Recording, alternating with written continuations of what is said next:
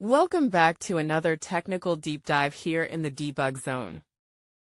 Today, we're tackling a big question and breaking it down with insights from other users. Hopefully this clears up some misconceptions and helps you get the answer you need. So buckle up, stay a little curious, and let's jump right in.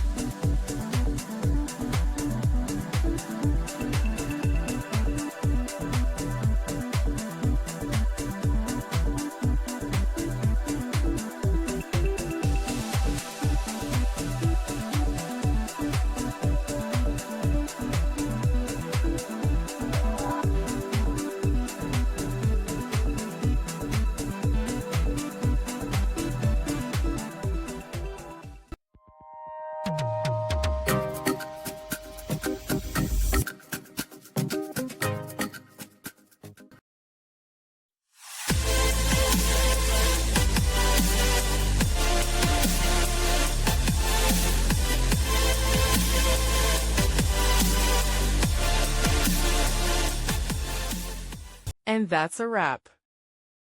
I hope you found the answer you were looking for. If you did, take a second to hit that subscribe button. It really helps out. And let me know in the comments which solution worked best for you. See you next time in the debug zone.